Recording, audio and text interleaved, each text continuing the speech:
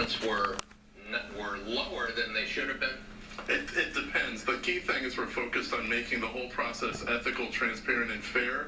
The greatest area of underassessment is actually downtown Chicago. Very complex. But the point is that downtown buildings like the Willis Tower or other buildings like this, largest 50 transactions in downtown Chicago were shown to be 50% underassessed based on the transactions that happened in the last 3 years. So, who on the south side is likely, what are the neighborhoods on the south side where the tax assessments are likely to go down? It very much depends on Talking Englewood, Austin, Chatham? It's not that easy to say. What we know is that black neighborhoods have generally been over-assessed based on the reporting. So they're due for a reduction. That we've seen. Well, what we have to do is make sure that we are valuing every home according to the market value of that home.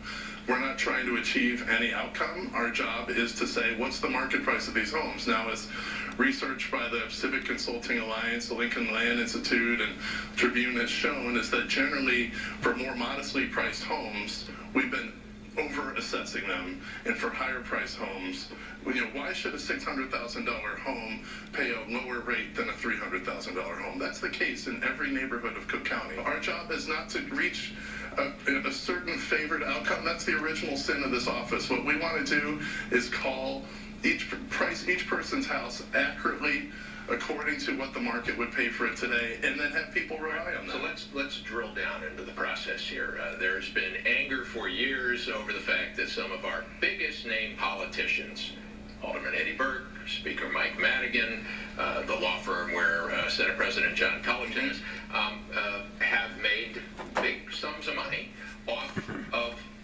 reducing the tax assessments for the Willis Tower and for the Trump Tower. Yes.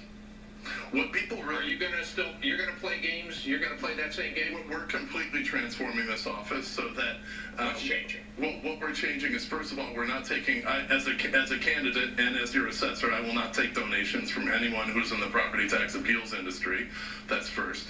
Second of all, we're going to be using modern techniques that they use in the rest of the country. The rest of the country that has not worked in the way that Cook County has. And we're going to be bringing in best practices in how we use data, how we use models to call it fairly the first time. That's the mandate. When Mike Madigan calls you up and says, I want that big downtown tower to get its property tax assessment cut, what are you going to say? No one gets special treatment. We're completely eliminating favoritism from this office. I don't care who you are. And how do we know you're going to do that? Because we're going to be publishing our models. All of the models that we'll be having will be available for inspection by the public. And you're actually going to keep a list of who you meet with and talk to?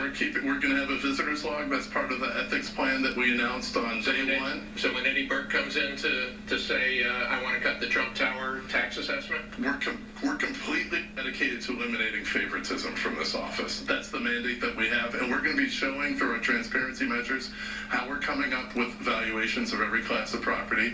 We want to be producing much more valuable data that everyone can use, and we're going to be we're making a commitment to not take money from the people who've created that pay-to-play dynamic that existed the whole time. The guy you beat in the spring in the Democratic primary, Joe Barrios, famously had a long list of relatives on the payroll. Where are they now?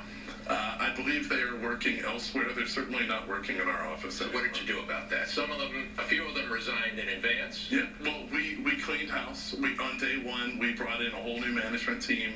Our commitment is to bring in people who will be serving the public with their talents rather than, based on who they know, who your family. How many votes they got for you in the precinct? Exactly. And when those who are going to be the losers under your system want to know who to complain to, what's the answer? Well, the thing is that what people want is to know that everyone is being treated fairly, that no one's getting special deals out of this office, that there's no favoritism being produced there.